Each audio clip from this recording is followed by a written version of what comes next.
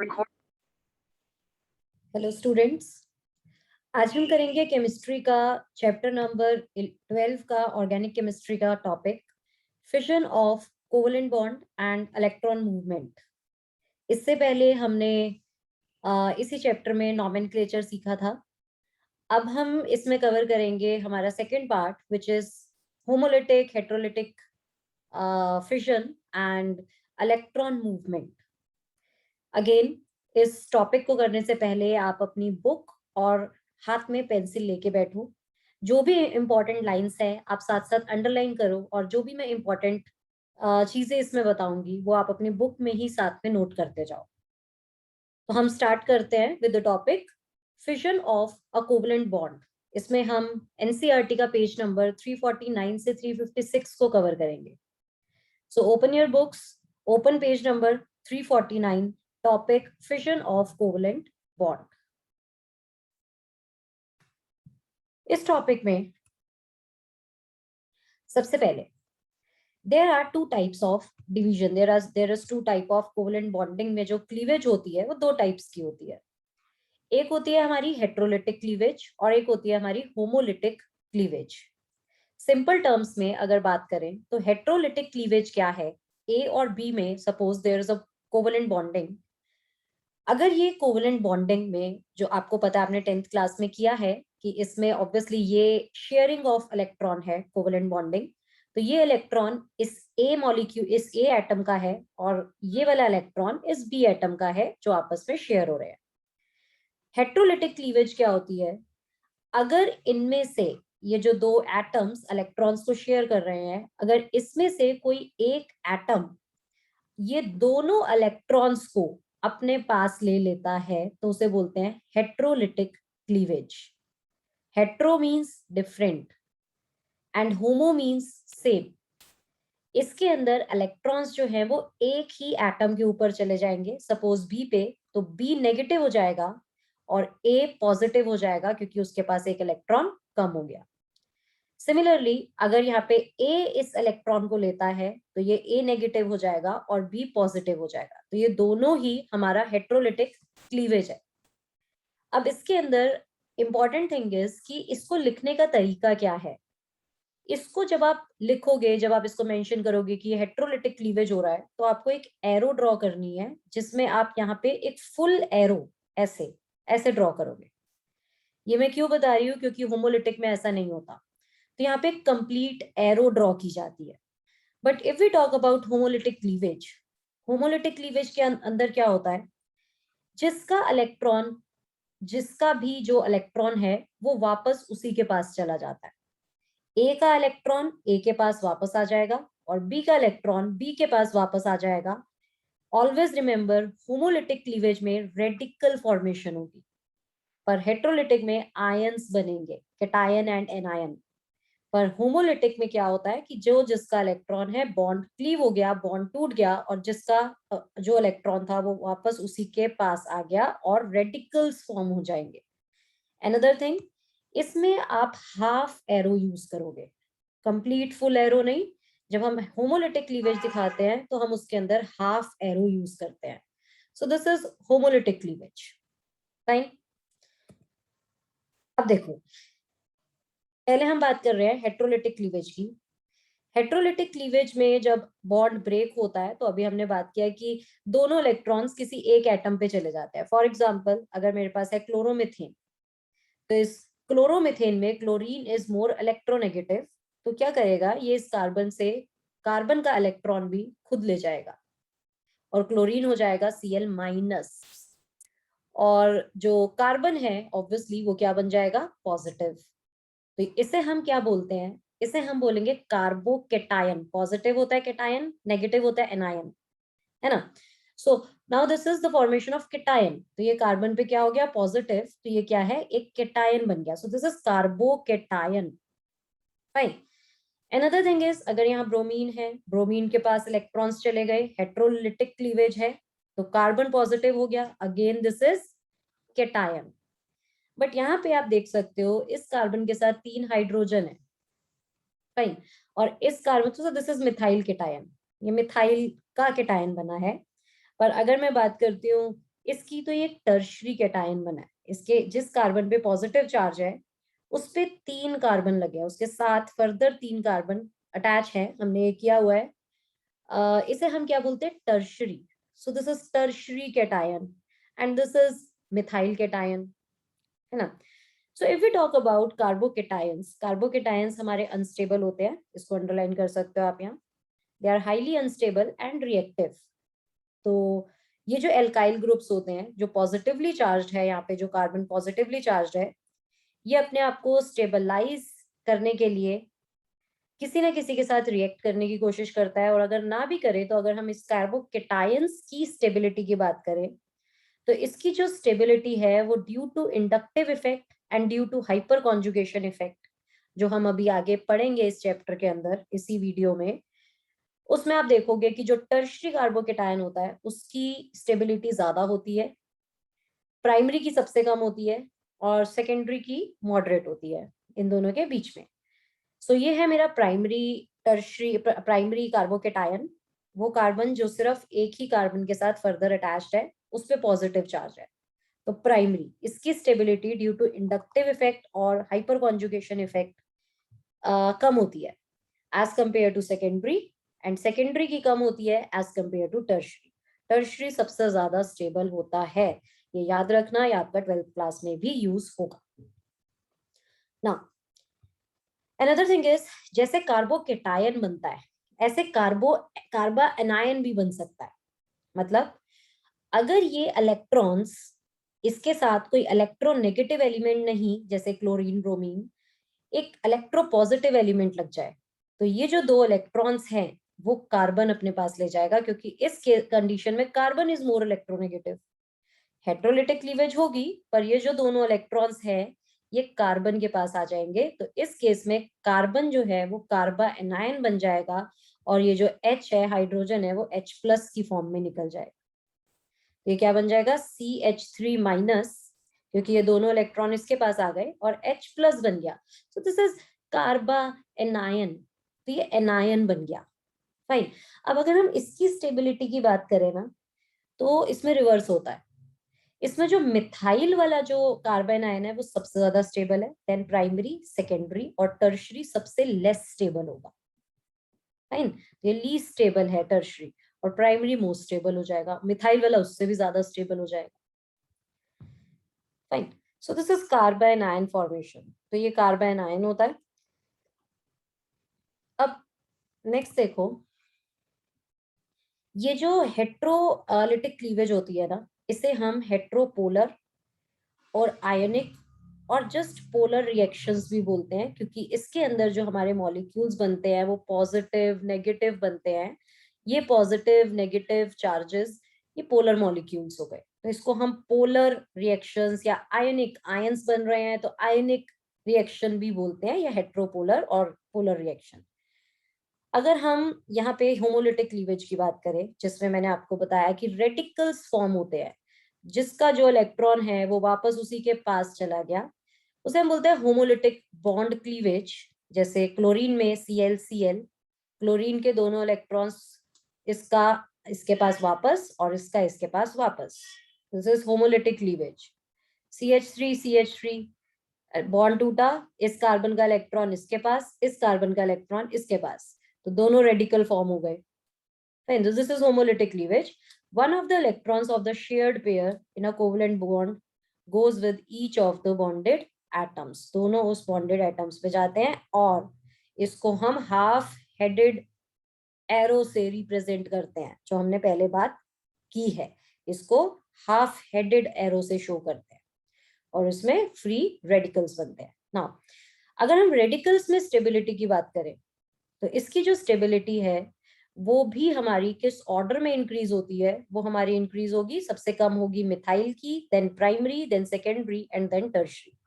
मतलब जिस कार्बन पे रेडिकल है, इलेक्ट्रॉन है, मिथाइल रेडिकल, वो मिथाइल रेडिकल सबसे लीस्ट स्टेबल होगा। प्राइमरी, जिस कार्बन पे रेडिकल है वो फर्दर एक कार्बन के साथ अटैच्ड है, उसे क्या बोलेंगे, प्राइमरी। इसकी स्टेबिलिटी मिथाइल से ज्यादा होगी बट सेकेंडरी से कम होगी। सेकेंडरी, जिस कार्बन पे इलेक्ट्रॉन है वो फर्दर 2 कार्बन के साथ अटैच्ड है तो सेकेंडरी। सेकेंडरी की स्टेबिलिटी प्राइमरी से ज्यादा होती है पर टर्शरी से कम होती है। और टर्शरी जिस कार्बन के साथ 3 कार्बन अटैच्ड हैं वो सबसे ज्यादा स्टेबल होता है, उसे टर्शरी बोलते हैं। और इट मींस इसके अंदर जो ये 3 कार्बन्स हैं ये इसको स्टेबिलिटी प्रोवाइड कर रहे हैं। तो ऐसा क्यों है ये अभी आप आगे आगे के टॉपिक्स में पढ़ोगे। Fine, so this is about homolytic and heterolytic cleavage. ये जो होमोलिटिक क्लीवेज है इसको फ्री रेडिकल और होमोपोलर या नॉन पोलर रिएक्शंस भी बोला जाता है। Fine, next thing is hello,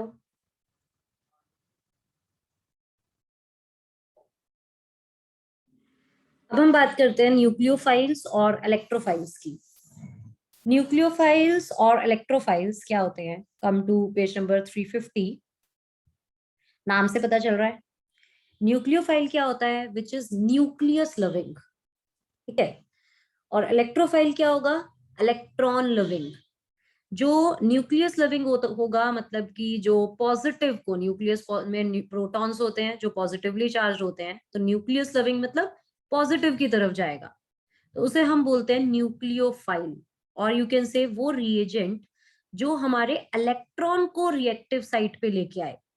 इनके पास इलेक्ट्रॉन्स होते हैं इसीलिए ये न्यूक्लियस लविंग होते हैं, इसीलिए ये पॉजिटिव न्यूक्लियस की तरफ जाते हैं। तो ये बेसिकली नेगेटिवली चार्ज होते हैं और यू कैन से इनके पास लोन पेयर होता है। Like in case of NH3 इसमें कोई नेगेटिव चार्ज नहीं है बट इसमें नाइट्रोजन के पास लोन पेयर होता है, इसलिए ये हमारा एक न्यूक्लियोफाइल माना जाएगा। ये इलेक्ट्रॉन को रिएजेंट के पास लेके जा रहे हैं। सिमिलरली वाटर के पास भी लोन पेयर है, ऑक्सीजन के पास लोन पेयर है, तो ये एक न्यूक्लियोफाइल है। Chloride is negatively charge, Cl minus, नहीं not chlorine, chloride, chloride Cl-, तो ये भी एक न्यूक्लियोफाइल माना जाएगा। सेनाइड, इसमें कार्बन पे माइनस चार्ज है, सो this is also a nucleophile.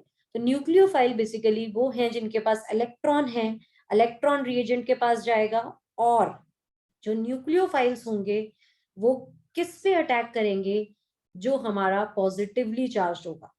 Suppose this is halo alkane, ये एक क्लोरीन ब्रोमीन या कोई ऐसा ग्रुप है जो इलेक्ट्रॉन विड्रॉइंग ग्रुप है, जो इलेक्ट्रोनेगेटिव नेचर का है, तो ये इस कार्बन से इलेक्ट्रॉन को अपनी तरफ खींचेगा और नेगेटिवली चार्ज हो जाएगा, पार्शियली नेगेटिव चार्ज, और ये पार्शियली पॉजिटिव हो जाएगा due to electronegativity.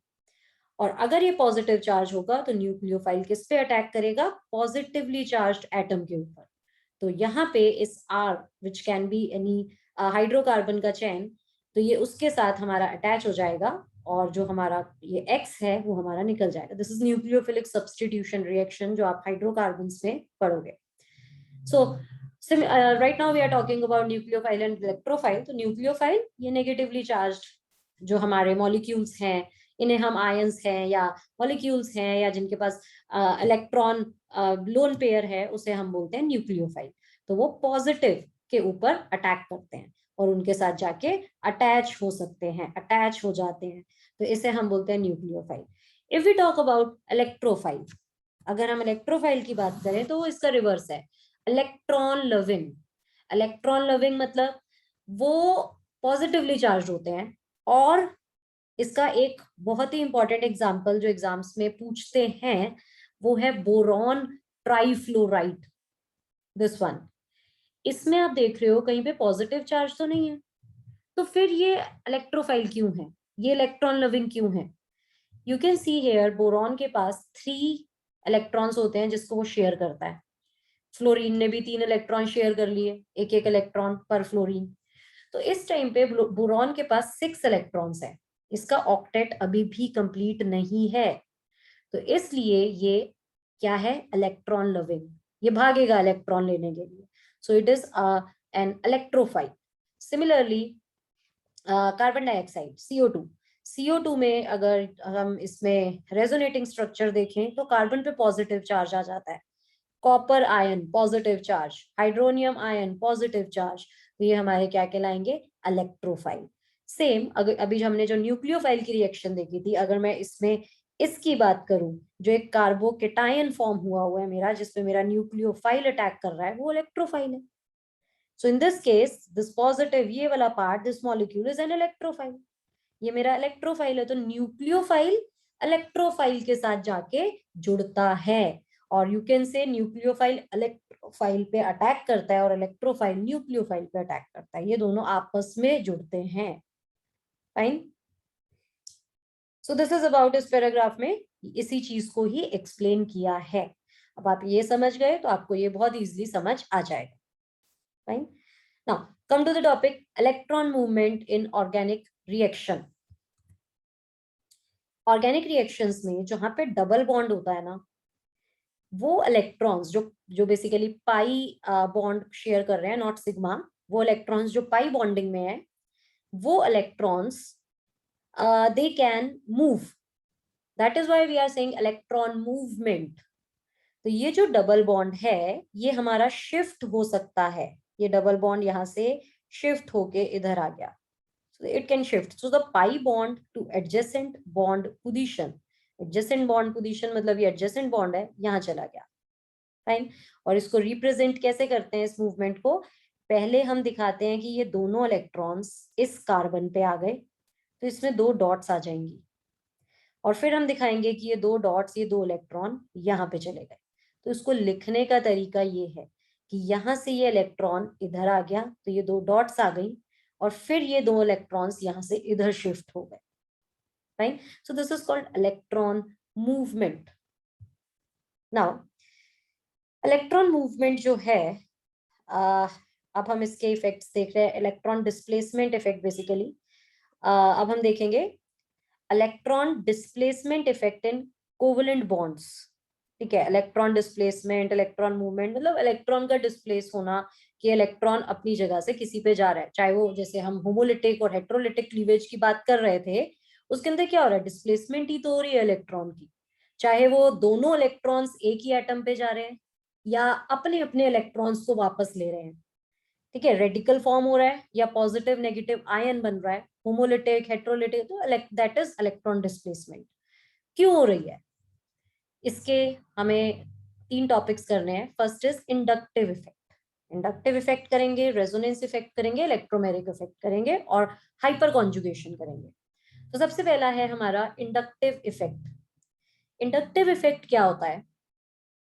Inductive effect होता है जब हमारा कार्बन, ये हमारे कार्बन है, और कार्बन के साथ मेरा एक हेलोजन ग्रुप जुड़ा है, एक इलेक्ट्रोनेगेटिव एटम जुड़ा है, कोई भी हेलोजन, जो कि इलेक्ट्रॉन विड्रॉइंग ग्रुप है, जो कार्बन से ज्यादा इलेक्ट्रोनेगेटिव है और कार्बन से इलेक्ट्रॉन को अपनी तरफ खींच रहा है.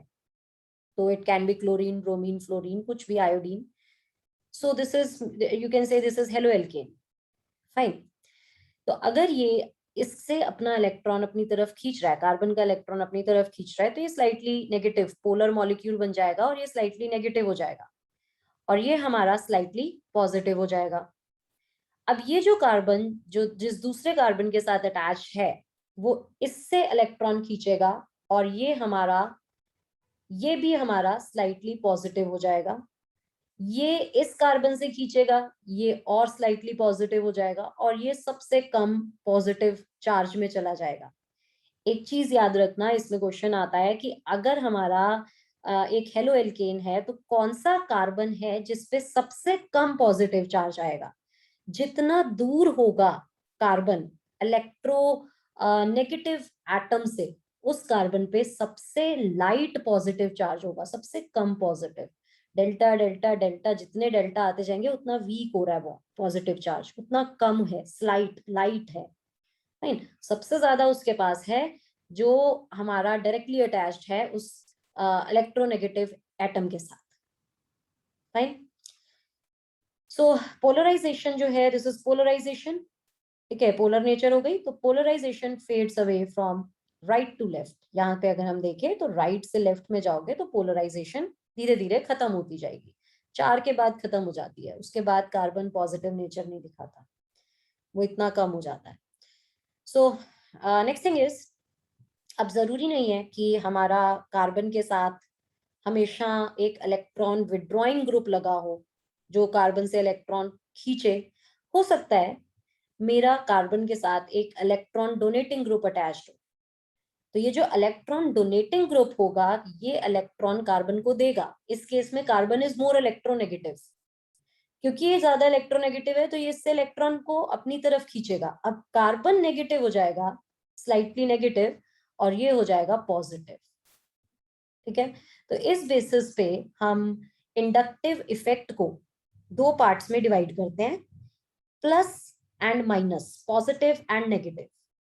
ठीक है, इसको करने से पहले अपनी बुक में यहाँ अंडरलाइन कर लो, some positive charge develops on carbon 2 also. इस पे भी आ जाएगा कुछ positive charge. In other words, the polar CCl bond induces polarity. Sigma bond is referred to as inductive. Such polarization of sigma bond caused by polarization of adjacent sigma bond is referred to as inductive effect. Inductive effect क्या है? जब ये sigma bond, sigma electrons की polarization हो रही है due to electronegativity और electropositive nature of an element. Fine, तो हम बात करते हैं पॉजिटिव और नेगेटिव इंडक्टिव इफेक्ट की। पॉजिटिव इंडक्टिव इफेक्ट क्या होता है, यहाँ पे देखो, और नेगेटिव इंडक्टिव इफेक्ट क्या होता है। पहले नेगेटिव की बात करते हैं। अगर हमारा इलेक्ट्रॉन विड्रॉइंग ग्रुप अटैच है हमारी कार्बन चेन के साथ, तो उसे हम बोलते हैं नेगेटिव इंडक्टिव इफेक्ट। ये सब एग्जाम्पल्स उसके हैं जो कार्बन से ज्यादा इलेक्ट्रोनेगेटिव नेचर के हैं और कार्बन से इलेक्ट्रॉन को खींचेंगे अपनी तरफ, जिससे ये एलिमेंट नेगेटिव हो जाएंगे और जो कार्बन है वो पॉजिटिव में जाएगा, तो उसे बोलते हैं हम नेगेटिव इंडक्टिव इफेक्ट। ठीक है, और अगर हमारा इलेक्ट्रॉन रिलीजिंग नेचर या ग्रुप या एटम या कोई एलिमेंट हमारा अटैच है विद हाइड्रोकार्बन का चैन, तो उसे हम क्या बोलते हैं, positive inductive effect plus I effect. इस केस में जो कार्बन है वो मेरा ज्यादा इलेक्ट्रोनेगेटिव नेचर का हो जाएगा और कार्बन पे नेगेटिव नेचर आएगी और उस एलिमेंट पे, उस एटम पे जो उसके साथ अटैच्ड है उस पे पॉजिटिव। तो ये जो एग्जांपल है, ये जो डायग्राम है, ये आपको प्लस आई इफेक्ट दिखा रहा है और ये आपको माइनस आई इफेक्ट दिखा रहा है। Fine, next is resonance structure. Resonance structure क्या होता है? रेजोनेंस स्ट्रक्चर आपने चैप्टर 4 में बहुत डिटेल में किया है, जो हमारा केमिकल बॉन्डिंग वाला हमारा जो चैप्टर था उसमें आपने बहुत डिटेल में किया था रेजोनेंस थ्योरी एंड स्ट्रक्चर। सो जैसे फॉर एग्जांपल हम इसमें ऑर्गेनिक की बात कर रहे हैं, तो हम अगर बेंजीन की बात करें तो बेंजीन के ये दो रेजोनेटिंग स्ट्रक्चर्स हैं जो आप पढ़ रहे हो, आपने 10th में भी किया था। तो इसके दो रेजोनेटिंग स्ट्रक्चर है जिसमें हम डबल बॉन्ड को अल्टरनेट दिखाते हैं, यहाँ यहाँ यहाँ और यहाँ यहाँ यहाँ। रेजोनेटिंग स्ट्रक्चर बेसिकली जो होता है वो हमारा एक हाइब्रिड स्ट्रक्चर होता है जो एक्चुअल में एग्जिस्ट करता है, पर जो हम इसके रेजोनेटिंग स्ट्रक्चर्स बनाते हैं, this is the resonance hybrid, जो एक्चुअल में एग्जिस्ट कर रहा है, पर इसके जो रेजोनेटिंग स्ट्रक्चर्स बनाते हैं वो रियल स्ट्रक्चर्स नहीं होते। ये हमने 4th चैप्टर में किया था। ठीक है, तो हाइब्रिड जो है वो एक एक्चुअल स्ट्रक्चर है और इसकी एनर्जी हमने हमेशा देखा है, इसकी एनर्जी इसके रेजोनेटिंग स्ट्रक्चर्स की एनर्जी से हमेशा कम होती है। सो द डिफरेंस यहाँ पे देखो, what is resonating energy? Resonance stabilizing energy क्या होती है?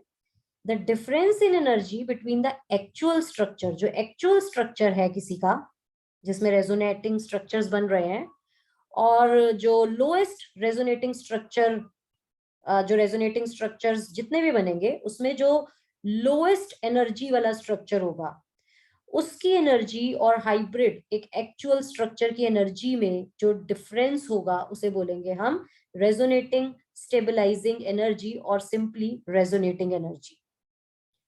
फाइन, अब इसके अंदर the more the number of important contributing structure, जितने ज्यादा हमारे रेजोनेटिंग स्ट्रक्चर्स होते हैं उतनी ज्यादा हमारी रेजोनेटिंग एनर्जी होती है। तो इट मीन्स उतनी ज्यादा स्टेबिलिटी होगी, जितना रेजोनेटिंग स्ट्रक्चर्स ज्यादा होते हैं ना, यू कैन से स्टेबिलिटी उतनी ज्यादा होती है। ठीक है, रेजोनेटिंग स्ट्रक्चर्स में जितने भी रेजोनेटिंग स्ट्रक्चर्स बनाए जाएंगे, जैसे यहाँ पे देखो NO2 का ये 2 रेजोनेटिंग स्ट्रक्चर्स हैं, 4th चैप्टर में आपने इसको डिटेल में किया है। ठीक है, तो ये हमारे 2 रेजोनेटिंग स्ट्रक्चर है। CO2 की अगर हम बात करें तो ये इसके रेजोनेटिंग स्ट्रक्चर्स हैं। बेंजीन की बात करें तो ये इसके रेजोनेटिंग स्ट्रक्चर्स हैं। ठीक है, तो ये हमारे जो स्ट्रक्चर्स हैं, इनमें रेजोनेटिंग स्ट्रक्चर्स में same position of nucleus and the same number of unpaired electrons होते हैं। ठीक है, इसमें पोजीशन ऑफ न्यूक्लियस सेम होती है और number of electrons, unpaired electrons भी हमेशा सेम ही होते हैं, चाहे कोई भी रेजोनेटिंग स्ट्रक्चर आप उठा लो। Right, now come to the resonance effect. Main चीज यहाँ पे क्या है, वो सब तो हमने 4th चैप्टर में किया है। रेजोनेंस इफेक्ट क्या होता है, ये 2 टाइप का होता है, एक +R और एक -R। +R रेजोनेंस इफेक्ट क्या होगा, देखो जैसे हमारा कोई बेंजीन रिंग है, कोई एरोमेटिक हाइड्रोकार्बन है, उसके ऊपर उसके साथ अगर एक इलेक्ट्रॉन डोनेटिंग ग्रुप लगा है, जैसे कि OH, Cl, जिसके पास इलेक्ट्रॉन लोन पेयर्स हैं, वो अपना इलेक्ट्रॉन डोनेट कर देगा, वो अपना लोन पेयर डोनेट कर देगा और यहाँ पे डबल बॉन्ड आ जाएगा। ये आप बहुत डिटेल में हाइड्रोकार्बन्स चैप्टर में करने वाले हो। यहाँ पे आप सिर्फ +R इफेक्ट, -R इफेक्ट की हम बात कर रहे हैं, उसमें आप ये स्ट्रक्चर्स बनाना भी सीखोगे।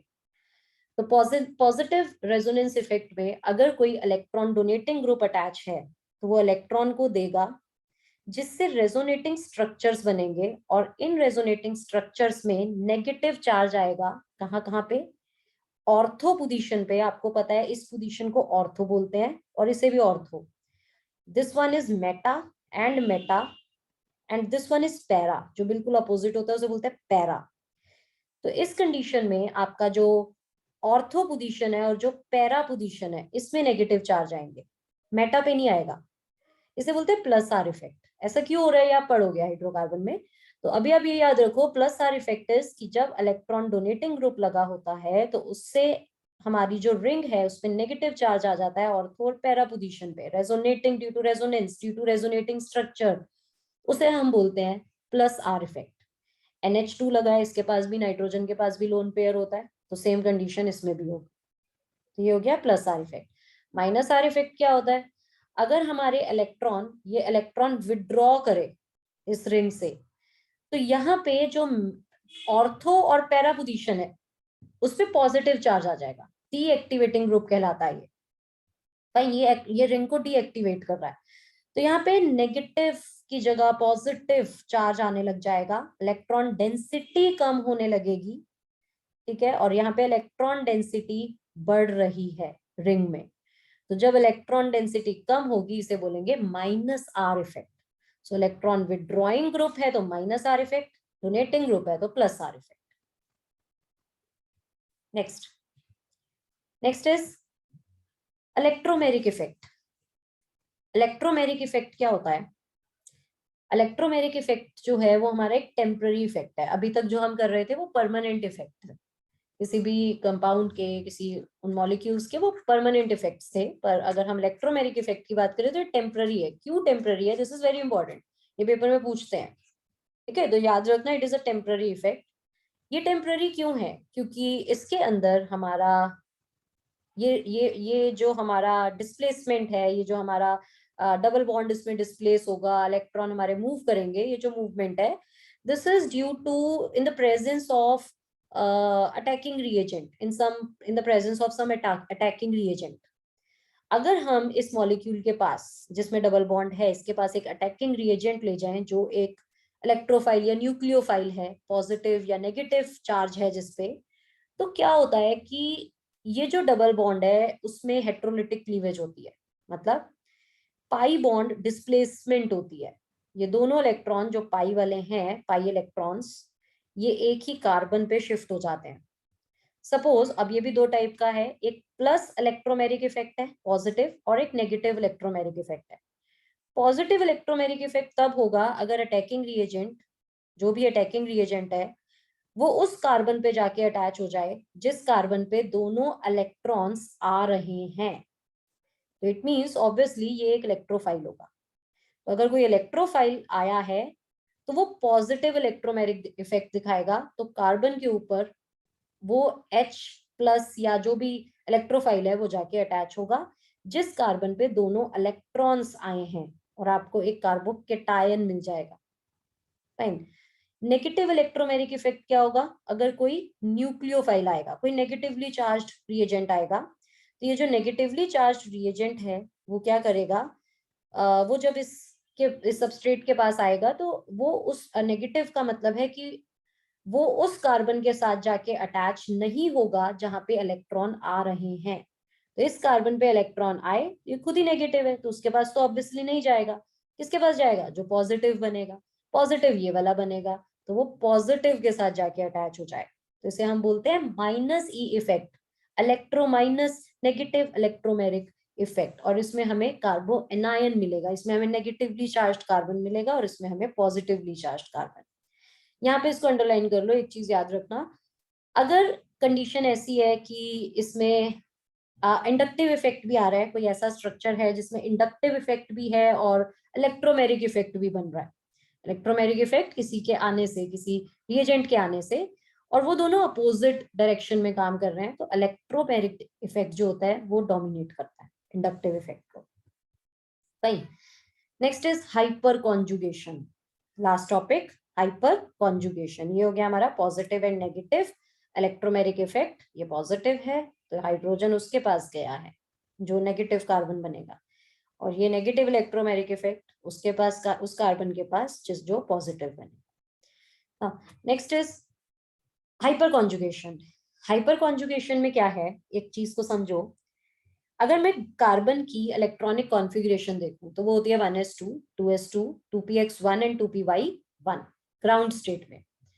पर हमने पढ़ा था फोर्थ चैप्टर में स्ट्रक्चर ऑफ एन एटम में कि हाँ फोर्थ चैप्टर केमिकल बॉन्डिंग में, कि जब हमारा मॉलिक्यूल एक्साइटेड स्टेट में जाता है, ठीक है, जब कार्बन एक्साइटेड स्टेट में जाता है तो वो बन जाता है 1s2, 2s1, 2px1, 2py1 and 2pz1। ये जो s2s2 था उसका एक इलेक्ट्रॉन 2pz1 में जाता है। अब इसके पास 4 इलेक्ट्रॉन्स है और यू कैन से 4 ऑर्बिटल्स हैं जो रेडी हैं बॉन्ड बनाने के लिए, ठीक है। तो इस कार्बन में यहाँ पे एक इलेक्ट्रॉन ये रहा कार्बन का, ठीक है। अगर मैं इसमें हाइपर हाइपर कॉन्जुगेशन की बात करूं तो हाइपर कॉन्जुगेशन में इस कार्बन में बेसिकली क्या हो रहा है, हाइपर कॉन्जुगेशन तब दिखाई देता है, यहाँ पे देखो, it is a general stabilizing interaction, it involves delocalization of alpha electrons C of CH bond।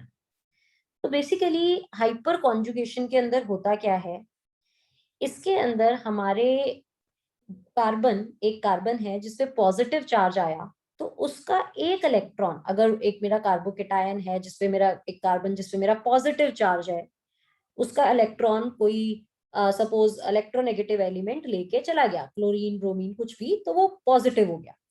अब इस कार्बन पे अगर पॉजिटिव चार्ज है तो उसका मतलब क्या है कि उसका जो एक इलेक्ट्रॉन है वो खत्म हो गया, वो ऑर्बिट जो है जिसमें इलेक्ट्रॉन हुआ करता था वो ऑर्बिट खाली हो गया है। अब इसकी कॉन्फ़िगरेशन है 1s2, 2s1, 2px1 and 2py1, 2pz orbit खाली हो चुका है, ठीक है। तो this is my empty 2p orbital, ये ऑर्बिटल मेरा खाली हो गया, 2pz orbital. So this is empty orbital. अब अगर ये एम्प्टी ऑर्बिटल है तो यहाँ पे जो इसके साथ में कार्बन है, उस कार्बन का जो CH का बॉन्ड है वो हाइड्रोजन का इलेक्ट्रॉन रेडी रहेगा इस एम्प्टी ऑर्बिटल को भरने के लिए। तो यहाँ पे जो हमारे इलेक्ट्रॉन्स है वो जंप करते हैं।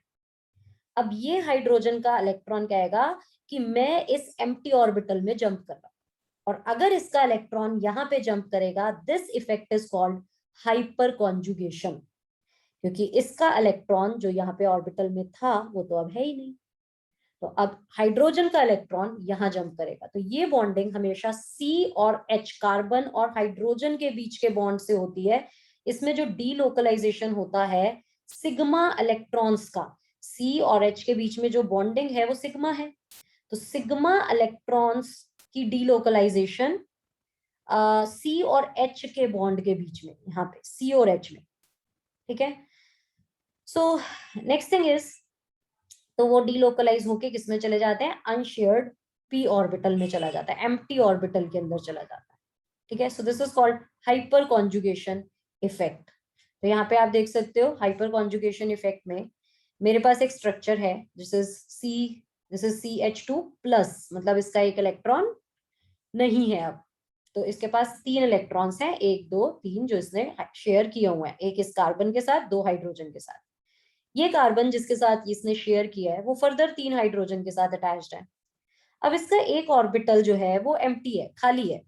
तो क्या होगा, ये जो हाइड्रोजन है ना, इसका इलेक्ट्रॉन वहां जंप कर देगा, और अगर इसका इलेक्ट्रॉन वहां जंप करेगा तो यहाँ डबल बॉन्ड आ जाएगा। Now the double bond is between this carbon and carbon.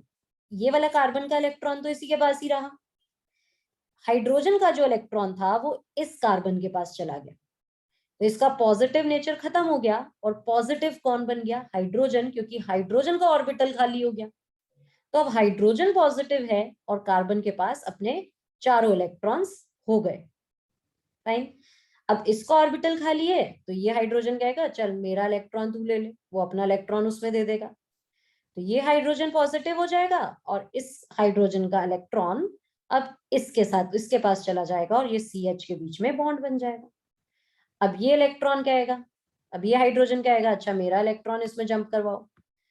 सो अब ये इलेक्ट्रॉन जब जंप करेगा ये H प्लस हो जाएगा।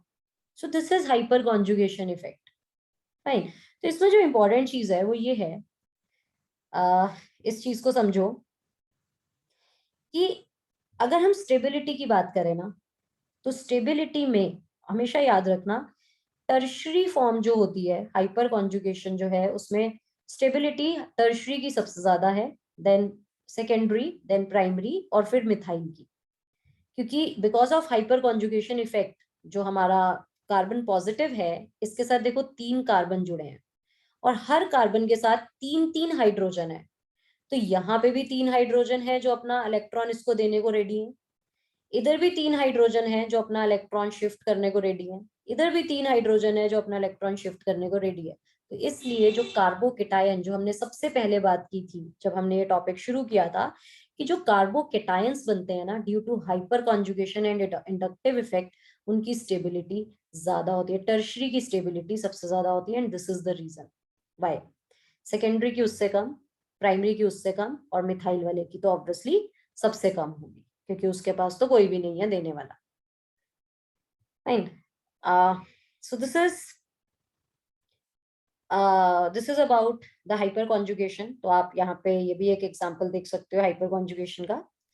यहाँ पे मेरे पास है CH3 CH double bond CH2, ठीक है। इसमें हाइपर कॉन्जुगेटिव अगर हम इफेक्ट देखें तो ये जो 2 इलेक्ट्रॉन्स हैं, इट कैन बी लाइक, ये जो 2 इलेक्ट्रॉन्स हैं वो इस कार्बन पे चले गए, ठीक है। अगर वो इस पे चले गए हैं, अगर वो इस पे चले गए हैं तो ये नेगेटिव हो गया, क्योंकि इस कार्बन का इलेक्ट्रॉन, इस कार्बन का इलेक्ट्रॉन अब इस कार्बन ने ले लिया, तो ये कार्बन पॉजिटिव हो गया, नहीं। अब ये वाला कार्बन मेरा पॉजिटिव नेचर में आ गया। अब इसका पॉजिटिव मतलब इसका एक ऑर्बिटल खाली हो गया, क्योंकि इसका जो इलेक्ट्रॉन था वो तो इसने ले लिया। तो अगेन सेम चीज, अब इसका ऑर्बिटल खाली हो गया तो इसके साथ में जो ये कार्बन लगा है वो सबके हाइड्रोजन अपने इलेक्ट्रॉन्स को एक एक करके शिफ्ट करते जाएंगे, और हाइपर कॉन्जुगेशन से स्टेबिलिटी, इस कार्बन को स्टेबिलिटी मिलेगी, फाइन। तो हाइपर कॉन्जुगेशन स्टेबिलिटी देता है स्ट्रक्चर में। So this is about the topic inductive effect, resonance effect, electromagnetic effect and all these things, nucleophile and electrophile. I hope आपको ये क्लियर हो गया होगा। अगर किसी को कोई भी प्रॉब्लम है, कोई भी डाउट है, तो आप कमेंट सेक्शन में लिख सकते हो। सो नेक्स्ट वीडियो में हम लोग हाइड्रोकार्बन्स की बात करेंगे, जो ऑब्वियसली टर्म 2 का टॉपिक है, बट पहले हम ऑर्गेनिक को कंप्लीट करेंगे। So see you in next video. Please share and please comment on my video. Thank you.